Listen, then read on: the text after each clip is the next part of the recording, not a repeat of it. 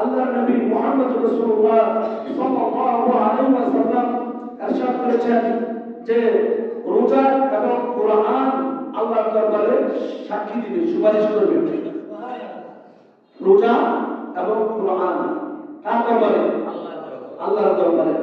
রোজা বলবে সে স্ত্রীর সহবাস থেকে বিরত থেকে, পানাহার থেকে, না উপবাস থেকে সে সারাদিন রোজা রেখেছে, বলে সুবহানাল্লাহ।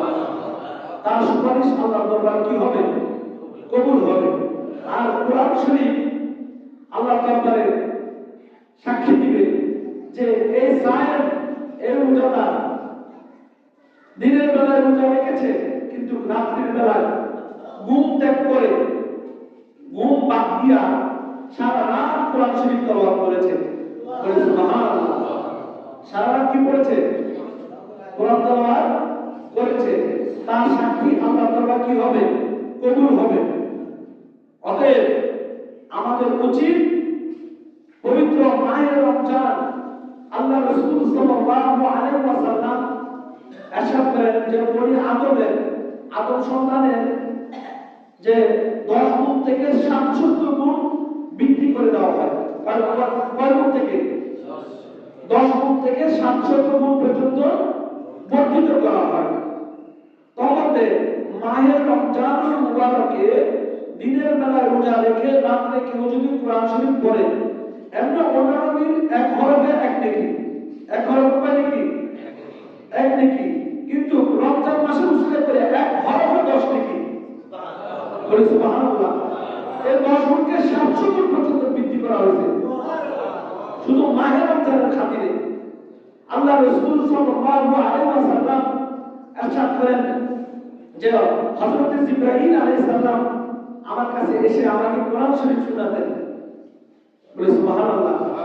আমিও হযরত জিবরাইল আলাইহিস সালামকে কোরআন শরীফ শোনাইতাম। মানে আল্লাহর নবী এই মাহে রমজানে এত বেশি কোরআন তেলাওয়াত করতেন, বলে সুবহানাল্লাহ। তো আমাদের ঘরে ঘরে কোরআন খতমের দরকার নাই? ঘরে ঘরে কোরআন খতমের দরকার নাই? কোরআন তেলাওয়াতের দরকার নাই? আমাদের বাবা নাই, মা নাই, যারা যদি আত্মীয়-স্বজন যারা কবরে শুয়ে আছে, তারা সবাই আমাদের দিকে তাকিয়ে আছে যে আমার আল্লাহর ফরমান যারা আছে তারা আমার জন্য কি করছে। রহমতের 10টার মধ্যে তো চলেই যাচ্ছে, রহমতের 10 মধ্যে চলে যাচ্ছে, মাগফিরাত চলে যাবে, নাজাত চলে যাবে। তাহলে আমার ওয়ালিদরা, আমার ওয়ারিসরা আমাদের জন্য কি করছে? তারা হাইতাস করছে আল্লাহর দরবারে। তাদেরকে বুঝাচ্ছে। তো আমাদের করণীয় কি? তাদের স্মরণে কোরআন খতম করা। যদি আপনি নিজে পারেন নিজে করবেন, যদি আপনি নিজে না পারেন হক্কানি আলেম ওলামা দিয়া কোরআন খতম করাবেন ঘরে। দরকার কি নাই? নাই? আছে। রহমতের 10 রোজা অনেক সিগনিফিকেন্ট, গুরুত্বপূর্ণ। রহমতের এই 10 রোজা, মাগফিরাত, নাজাত, এই রহমত, এই 10টি রোজা বদলতে অসংখ্য অগণিত বেশুমার রহমত নাযিল হবে যারা মুগ্ধা তাদের রূহের মধ্যে, বলে সুবহানাল্লাহ। যদি তাদের স্মরণ করে যদি আমরা একটু ইফতার মাহফিল করি, বা আমরা সাহারি কিয়ামুল লাইল সাহারি মাহফিল করি, বা আমরা কাউকে যদি সাহারি খাওয়াই বা ইফতার করাই বা একটা খেজুর খাওয়াই বা একটা গ্লাস পানি খাওয়াই, এই সওয়াবটুকু মরহুমার রূহের মধ্যে চলে যাবে, বলে সুবহানাল্লাহ। তো আমরা নেক কাজ করার দরকার আছে কি নাই? আছে। টাকা পয়সা হিসাব করলে হবে না। এই রমজান মাস বেশুমার অগণিত আল্লাহ মুমিনের রিজিককে বৃদ্ধি করে দেন, বলে সুবহানাল্লাহ। দিবে কে? আল্লাহ। আপনি শুধু নিয়ত করেন, আপনি শুধু কি করবেন? নিয়ত করবেন যে আমার বাবার নামে, মার নামে, চাচা চাচির নামে, জালালির নামে আমি মিলাদ পড়াবো, কোরআন খতম করাবো। দিবে কে? আল্লাহ। নিয়ত করার মালিক আপনি। আপনি নিয়ত করবেন, দিবে কে? আল্লাহ। নিয়ত করেন। টাকা পয়সা এখন আছে, এখন নাই, কিন্তু আপনি একটা ভালো কাজ করবেন, এই ভালো কাজ আপনার আমলনামার মধ্যে লিপিবদ্ধ করা হবে, বলে সুবহানাল্লাহ। আপনার আমলনামার মধ্যে লিপিবদ্ধ করা হবে আপনি যদি সৎ কাজ করেন এই মাহে রমজানুল মুবারকে। রাসূলুল্লাহ সাল্লাল্লাহু আলাইহি ওয়াসাল্লাম ইরশাদ করেছেন যে আদম সন্তানের প্রতিটি নেক আমল 10 গুণ থেকে 700 গুণ পর্যন্ত বাড়ানো হয় আল্লাহ বলেন কিন্তু রোজা এর ব্যতিক্রম, রোজা এর ব্যতিক্রম। একটা একটা কোম্পানি বা একটা মেল কারখানায় ধরেন 700 শ্রমিক চাকরি করে, কত 700 শ্রমিক চাকরি করে। তো ওই আপনার মেল কারখানা ম্যানেজার আর মালিক কি এক সমান হবে? তাদের দুজনের মর্যাদা কি এক তলায় মাপা যাবে না। মালিকের হিসাব আলাদা আর শ্রমিকের ম্যানেজার হিসাব আলাদা। ম্যানেজার চলবে মালিকের অধীনে, শ্রমিকের চলে মালিকের কি অধীনে। তবে এখানে বেশ কম আছে, মালিক তো সবসময় আসে না, আসে। তাহলে ম্যানেজারের কি, ম্যানেজারের এই যা কিছু চলে ম্যানেজারের হুকুমে চলে। তো একদিন মালিক বলল ম্যানেজারকে যে এই প্রত্যেক শ্রমিককে মাহের রমজানের মুসিলা করিয়া মানে ঈদের বোনাস দিবা, তাদেরকে 500 কইরা, কত কইরা? তাহলে ম্যানেজার মালিকের হুকুম শুনতে বাধ্য, 500 দিবে ম্যানেজার। ম্যানেজার এর চেয়ে 1 টাকা বেশি দিবে না, দিবে। তো একদিন মালিক আসলো, মালিক আইসা 700 শ্রমিককে প্রতিজনকে 1000 করে দিল। কত হাজার? 1000 করে দিল। এখন শ্রমিক মালিকের উপর খুশি না নারাজ? খুশি না? তো মালিকের মতো কইরা শ্রমিককে খুশি করবে, আর শ্রমিক সারা বছর কত কইরা মালিককে খুশি করছে বলেই মালিক ঈদ উপলক্ষে শ্রমিককে 1000 করে কি দেওয়া হয়েছে? বোনাস দিছে। তো আমার আল্লাহ বলেন আমি এর চাইতে একটু ব্যতিক্রম, আমি এর চাইতে একটু ব্যতিক্রম। 11 মাস আমার বান্দা আমার বন্দেগী করে, নফল নামাজ পড়ে, 5 ওয়াক্ত নামাজ পড়ে, দান সদকা করে, কিন্তু রমজান মাস আমার বান্দার জন্য আলাদা স্পেশাল মাস। সুবহানাল্লাহ। এই মাসে যখন আমার বান্দা আমার বন্দেগী করে, রোজা রাখে, স্ত্রী সহবাস থেকে বিরত থেকে অনাহার থাকে, সারাদিন না খেয়ে রোজা রাখে আমার সন্তুষ্টির জন্য, আসরাকুলি ওয়ানা ওয়াজিজি বিহি, রোজা আমার জন্য, কিন্তু এর পুরস্কার আমি আমার হাত দিয়ে দিব। সুবহানাল্লাহ। আর আমি যেভাবে দিব আমার মতো কেউ দিতে পারবে না, কারণ রোজা আমার জন্য, এর পুরস্কার আমি আল্লাহ নিজেই দেব। কাকে? বান্দাকে। তাহলে দুইটি আনন্দ, একটি হচ্ছে ইফতারের সময়, আরেকটি হচ্ছে আল্লাহর সাথে মোলাকাত করার সময়। রোজাদারের জন্য দুইটি আনন্দ। কয়টি আনন্দ? একটি হচ্ছে ইফতারের সময়, আরেকটি হচ্ছে আল্লাহর সাথে মোলাকাতের সময়। এই দুইটার সময় আনন্দ করি। সুবহানাল্লাহ। আমার আল্লাহ রাব্বুল আলামিন আহকামুল হাকিমিন যখন আপনাকে পুরস্কৃত করবেন, আপনাকে দান করবেন, আপনি সারাদিন রোজা রেখে যখন আপনি ইফতার সামনে রেখে যখন আপনি নাড়াচাড়া করেন, রহমতের ফেরেশতারা আল্লাহর দরবারে কাকুতি মিনতি করছে, হে গায়রে ইলাহি, দেখুন আপনার অমর বান্দা আপনার ভয়ে লাআল্লাকুম তাত্তাকুন, আপনার ভয়ে ইফতারে নাড়াচাড়া করছে, মুখে নিছে না, দেখেন আপনাকে কত ভয় পায়। আমার আল্লাহ রাব্বুল আলামিন আহকামুল হাকিমিন ওই বান্দার উপরে ফেরেশতাদের মাধ্যমে অসংখ্য গণিত রহমত ডালতে থাকেন। বলে সুবহানাল্লাহ। দেখেন আপনার বান্দা আপনাকে কত ভয় পায়। লাআল্লাকুম তাত্তাকুন, লাআল্লাকুম তাত্তাকুন, যদি তোমরা তাকওয়া অর্জন করো। এই তাকওয়াটা কি? তাকওয়া হচ্ছে আল্লাহর ভয়। তার মানে আমি আমার সামনে ইফতার আছে, আমি এখন খাবো না, আমি এখন খাবো না। যখন সময় হবে, যখন আযান হবে, তখন আমি খেজুর মুখে দেব, রাসূলুল্লাহর সুন্নাহ আদায় করব।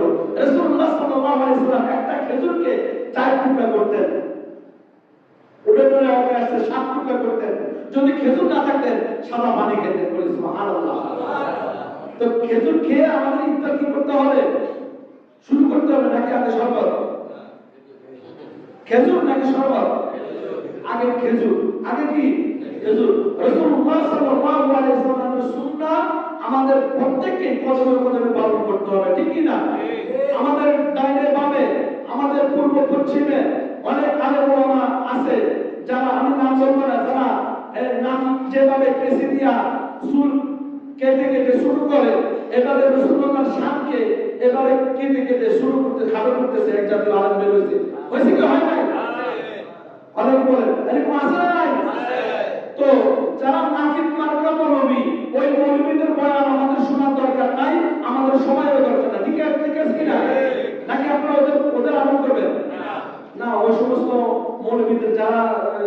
রাসূলুল্লাহ শানকে কেসির মতো নাফিকের মতো খাটো করে তাদের একটা বা আমাদের করা দরকার নাই।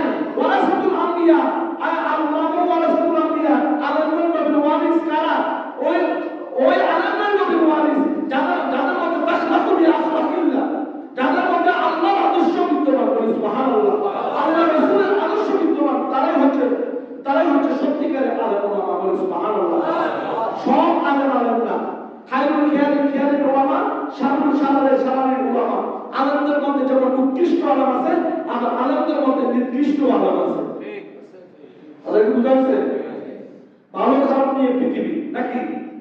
যেখানে ভালো সেখানে কি খারাপ আছে, যেমন রাত তেমন দিন, নাকি ব্যস্ত নাকি এক সমান না।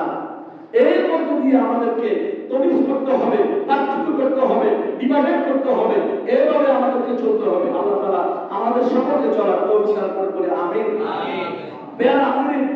রাসূলুল্লাহ সাল্লাল্লাহু আলাইহি ওয়াসাল্লাম বলেছেন যে তোমরা ভোর রাতে সাহারি খাও। ভোর রাতে কি খাও?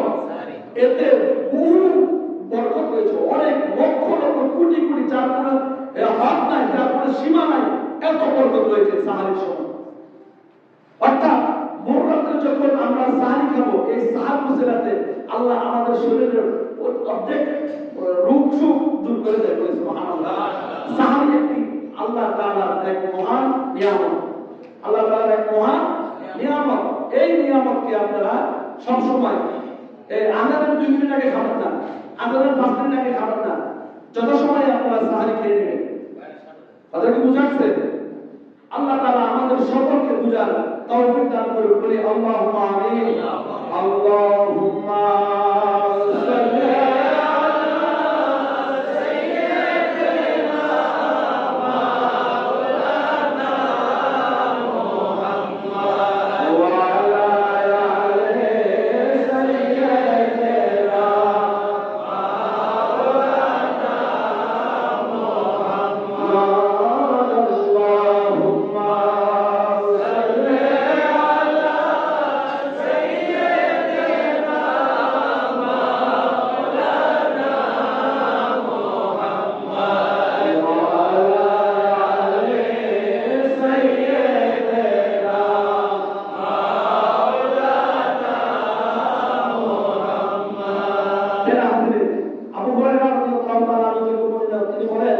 আল্লাহর নবী মুহাম্মদ রাসূলুল্লাহ সাল্লাল্লাহু আলাইহি ওয়াসাল্লাম ইফতার না করে একাধারে রোজা রাখতেন।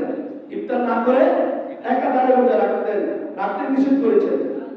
আল্লাহর নবী ইফতার না করে একাধারে রোজা রাখার জন্য কি করেছেন? বারণ করেছেন। অতঃপর মুসলমান হতে এক ব্যক্তি বলল, হে আল্লাহর রাসূল, আপনি তো একাধারে রোজা রেখেছেন, আপনি তো একাধারে কি রেখেছেন? রোজা রেখেছেন। উত্তরে আল্লাহ রাসূল বলেন যে তোমাদের মাঝে কে আছো আমার মতো? তোমাদের মাঝে কে আছো আমার মতো? আমি রাত যাপন করি, আমার প্রভু আমাকে আহার করান, আল্লাহ আমার নবীকে আহার করান।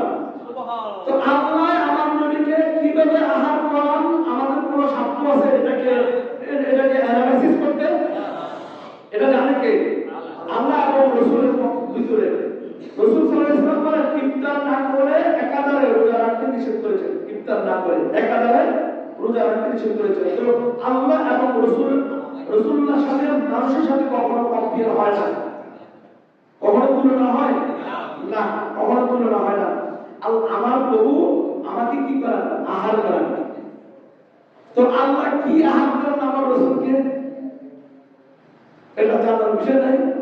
কিভাবে খাওয়ান? হ্যাঁ, আল্লাহ এবং রাসূল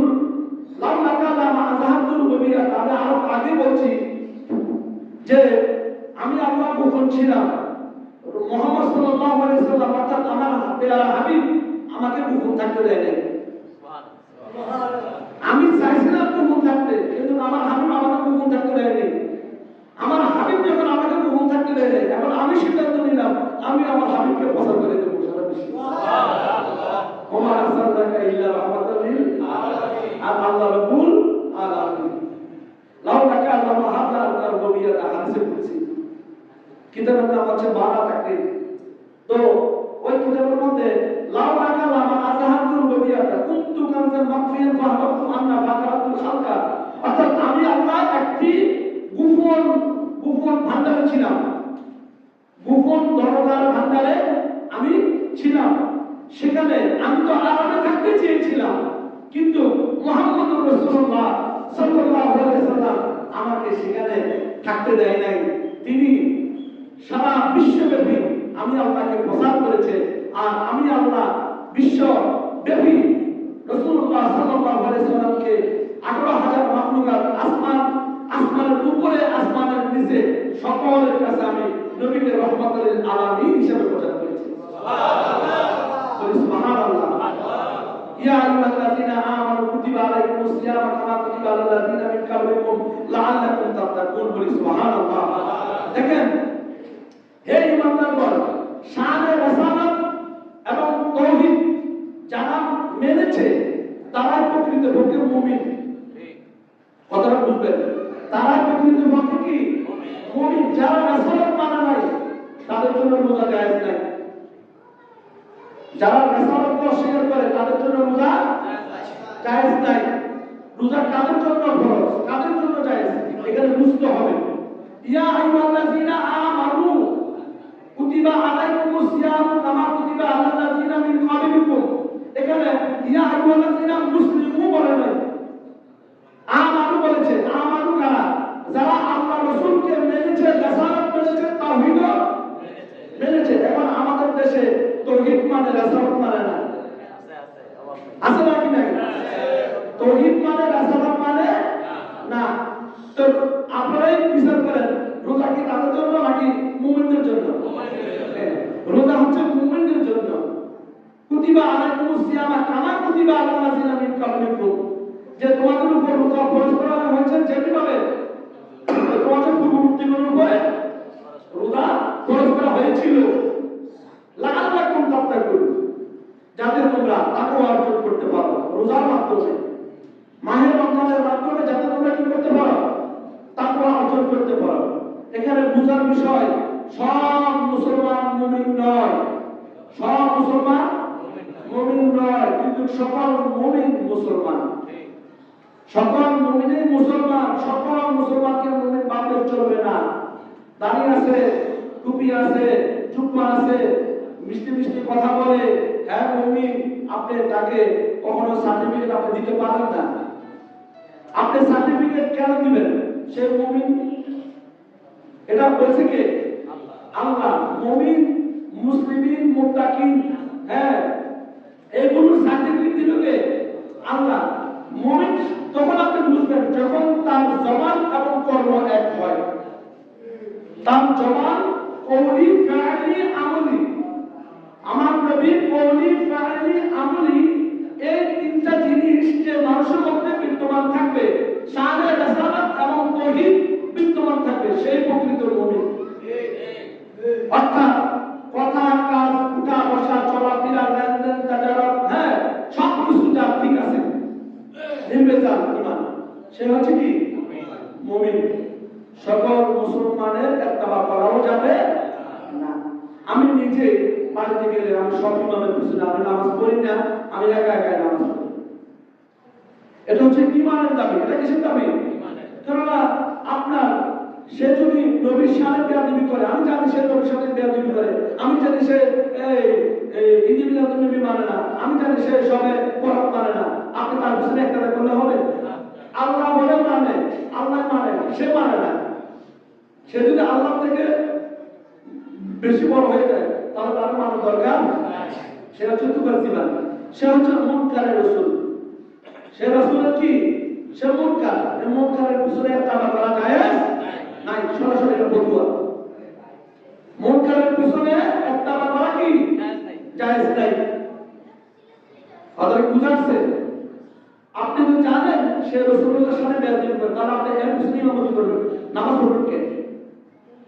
আল্লাহ তাআলা আমাদের সকলকে বুঝার তৌফিক দান করুন। সকলে বলি আল্লাহুম্মা আমিন।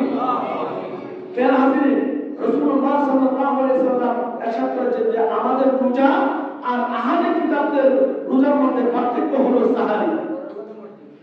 আমাদের রোজা আর আহলে কিতাবদের রোজার মধ্যে পার্থক্য হলো কি? সাহারি।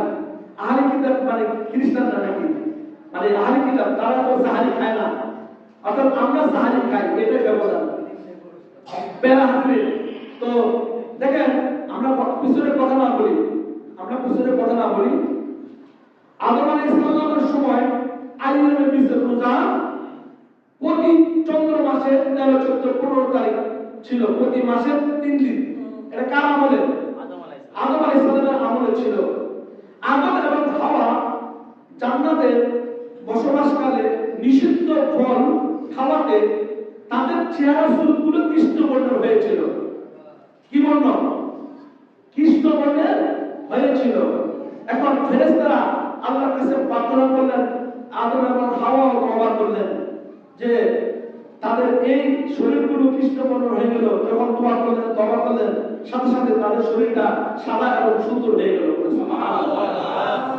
আল্লাহ রাব্বুল আলামিন আহকামুল হাকিমিন আদম আলাইহিস সালাম এবং আদম আলাইহিস সালাম উম্মতদেরকে 3টি রোজা রাখার জন্য তিনি হুকুম করেছেন। কয়টা রোজা? এটা হলো রোজার ইতিহাস বলছি। 3টি রোজা 13 চন্দ্র মাসের আইয়ামে বিস, অর্থাৎ শুক্রবার দিবস। আইয়ামে বিসের শব্দটা হলো শুক্রবার দিবস সমূহ, অর্থাৎ প্রতি চন্দ্র মাসে 13, 14, 15 আদম আলাইহিস সালাম এবং আদম আলাইহিস সালাম উম্মতের উপর কি ছিল? জায়েজ ছিল। তারপর নূহ আলাইহিস সালামের যুগে রোজা পালন করা হতো। মওলা নবী মুহাম্মদ রাসূলুল্লাহ সাল্লাল্লাহু আলাইহি ওয়াসাল্লাম বলেন, নূহ আলাইহিস সালাম ঈদুল ফিতর এবং ঈদুল আযহা ব্যতীত গোটা বছরই রোজা রাখতেন। হযরত নূহ আলাইহিস সালাম ঈদুল ফিতর এবং ঈদুল আযহা ব্যতীত গোটা বছরই কি রাখতেন? রোজা রাখতেন। ইবনে মাজাহ রাসূলুল্লাহ সাল্লাল্লাহু আলাইহি ওয়াসাল্লাম বলেন যে এর নূহ আলাইহিস সালামের যুগে থেকেও প্রতি মাসে 3টি করে রোজা ছিল। আমার নবী বলেন যে নূহ আলাইহিস সালামের যুগে প্রতি মাসে কয়টা ছিল? 3টি রোজা ছিল। তারপর মূসা আলাইহিস সালামের উম্মতে আশুরা রোজা ছিল। আল্লাহর নবী মুহাম্মদ রাসূলুল্লাহ সাল্লাল্লাহু আলাইহি ওয়াসাল্লাম যখন মদিনায় হিজরত করলেন তখন ইহুদিরা রোজা রাখতে লাগলো। জিজ্ঞাসা করলো এটা কিসের রোজা? তারা বলল আজকে শুভ দিন। কি এই দিনে এই বনি ইসরাইলকে দুশমনের কবল থেকে আল্লাহ মুক্তি দান করেছেন। এজন্য হযরত মূসা আলাইহিস সালাম এই দিনে কি রেখেছেন? রোজা রেখেছেন। আল্লাহ নবী বলেন হযরত মূসা আলাইহিস সালামের স্মরণে তো তোমাদের চাইতে আমার হক বেশি। তোমাদের চাইতে আমার হক কি বেশি। অতএব আল্লাহ রাসূল নিজে রোজা রাখছেন এবং সাহাবীদেরকে রোজা রাখার জন্য কি করলেন? হুকুম করলেন। তারপরে মাহে রমজানের রোজা ফরজ হয়েছে। উম্মতুল মুহাম্মাদের উপর। তারপর ওই আশুরা রোজাটা নফল হিসাবে গণ্য হয়ে গেল। সুবহানাল্লাহ। আশুরা রোজাটা নফল হিসাবে গণ্য হয়ে গেল। তারপর দাউদ আলাইহিস সালাম বছরে 6 মাস রোজা রাখতেন আর 6 মাস রোজা রাখতেন। কে? হযরত দাউদ আলাইহিস সালাম। আল্লাহর নবী মুহাম্মদ রাসূলুল্লাহ সাল্লাল্লাহু আলাইহি ওয়াসাল্লাম বলেন যে আল্লাহর কাছে সবচেয়ে প্রিয় রোজা হলো দাউদ আলাইহিস সালামের রোজা। দাউদ আলাইহিস সালামের রোজা আল্লাহর কাছে সবচেয়ে প্রিয়। তখন দেখেন হযরত ঈসা আলাইহিস সালাম 40 দিন জঙ্গলের মধ্যে রোজা রেখেছেন। কয় দিন? 40 দিন জঙ্গলের মধ্যে রোজা রেখেছিল হযরত ঈসা আলাইহিস সালাম। এবং একদিন ঈসা আলাইহিস সালাম উম্মতরা তাকে জিজ্ঞাসা করেছিল যে আমার ভিতরে যে পাপ আত্মা, এই পাপ আত্মাকে আমি কিভাবে বের করব? তিনি বলেছেন দোয়া এবং রোজা ব্যতীত পাপ আত্মাকে বের করা যাবে না। দোয়া এবং রোজা ব্যতীত পাপ আত্মা বের করা যাবে না। অর্থাৎ রোজা এবং দোয়ার মাধ্যমে পাপ আত্মাকে কি করা যাবে? বাহির করা যাবে। মরিয়ম আলাইহিস সালামও রোজা রেখেছেন। মরিয়ম আলাইহিস সালাম কি রেখেছেন? রোজা রেখেছেন। এভাবে যুগে যুগে রোজা নবীরা কি করতেছেন? পালন করছেন।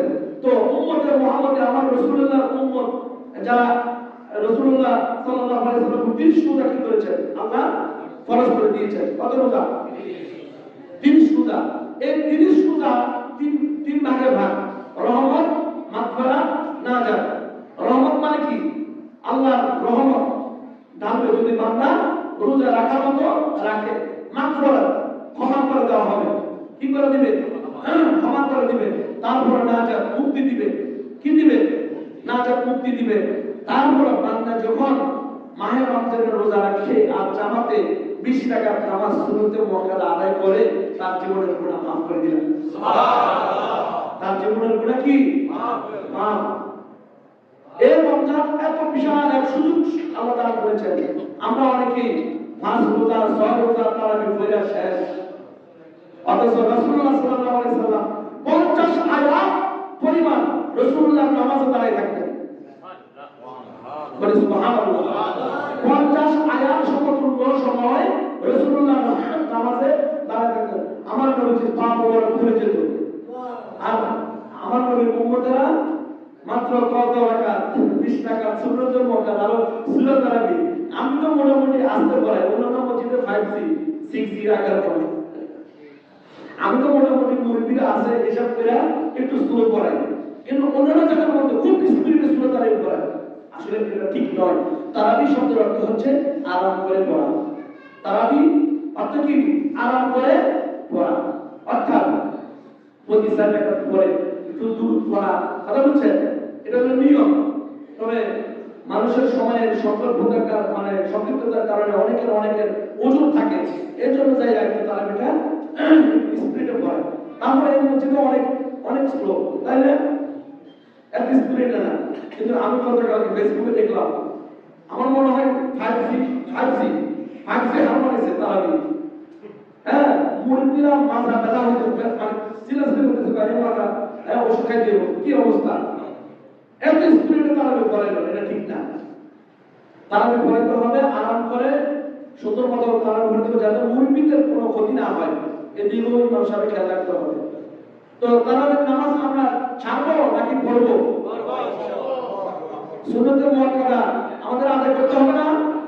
মুসলিম যুবকেরা কি বলো? ইনশাআল্লাহ। আল্লাহ সকলের নিয়তকে আল্লাহ কবুল করে বলে আমিন। বের হাজিরিন, রাসূলুল্লাহ সাল্লাল্লাহু আলাইহি ওয়াসাল্লাম এর সুন্নাত আমাদের সকলকে মানার তৌফিক দান করুন বলে আমিন।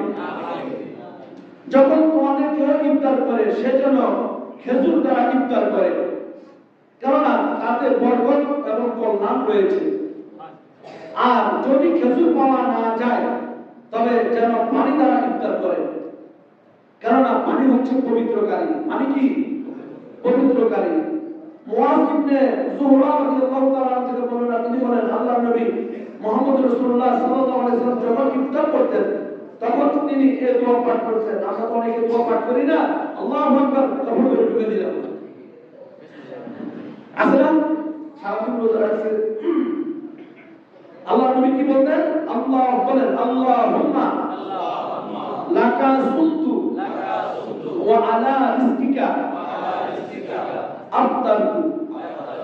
রাসূলুল্লাহ এই দোয়াটা কইরা খেজুর মুখে নিতেন। তো আমরাও রাসূলুল্লাহকে অনুসরণ করব নাকি? রাসূলুল্লাহর সুন্নাহ মান্য করার চেষ্টা করব। আল্লাহ তাআলা আমাদের সকলকে আমল করার তৌফিক দান করুন। সকলে বলি আল্লাহুম্মা আমিন। বেনাজির যে দান সদকা আল্লাহর রাগ গুসাকে কি করে দেয়? নিভিয়ে দেয়। দান করলে যেভাবে পানি আগুনকে নিভিয়ে দেয়, মাহে রমজানে আপনারা ফিতরার বিষয়টা আমি পরে আসবো, যেহেতু ইসলামিক ফাউন্ডেশন থেকে এখনো কোনো ঘোষণা আসে নাই। ফিতরার কত নির্ধারণ করছে, আগামী জুমা অথবা পরের জুমা আলোচনা হবে। দান করবেন আপনারা কাকে? আগে চিহ্নিত করতে হবে আপনি দান করবেন কাকে, নিজে সিদ্ধান্ত নিতে হবে। ওই মাদ্রাসায় দান করবেন যে মাদ্রাসায় সম্পূর্ণ আল্লাহ রাসূলুল্লাহর সুন্নাত, আল্লাহ এবং রাসূলের সুন্নাত বিদ্যমান, আল্লাহ এবং নবীর সুন্নাত বিদ্যমান। ওই আল্লাহকে মানে, ওই আল্লাহকে জানে। আপনারা বুঝাচ্ছেন? ওই মাদ্রাসায় দিবেন না যে মাদ্রাসায় ফিতরা যাকাতের টাকা দিয়া বুলেট আনা হয়, বোমা আনা হয়, রাইফেল রিভলভার আনা হয়, ওই মাদ্রাসা আপনারা দিবেন না। পৃথিবীর মধ্যে এমন মাদ্রাসা আছে টাকা ফিতরার টাকা দিয়া অস্ত্র কিনে, আছে নাকি নাই? ওই মাদ্রাসায় দিবেন না। ওই মাদ্রাসায় দিবেন যে মাদ্রাসায় দিলে ইয়া নবী সাল্লাল্লাহু আলাইহি ওয়া শিক্ষা দেওয়া হয়, জিয়ারত শিক্ষা দেওয়া হয়। বলি সুবহানাল্লাহ। ওই মাদ্রাসায় ফিতরা যাকাতের টাকা দিবে ফিতরার টাকা দিয়া মানুষকে ফায়ার করার জন্য ষড়যন্ত্র করে। তারাবি নামাজের মুনাজাত নাই, তারাবি নামাজের মুনাজাত নাই, এরকম আছে অনেক। সব কিছু কাটতে কাটতে শেষ। আল্লাহ আমাদেরকে এই সমস্ত জাহেলের মুরাক্কাব থেকে আল্লাহ আমাদের সকলকে হেফাজত করে বলি আমিন। আল্লাহ রাব্বুল আলামিন আমাদেরকে সঠিক জায়গায় যাকাত দেওয়ার তৌফিক দান করে বলি আমিন। যাকাত দিবেন কাকে?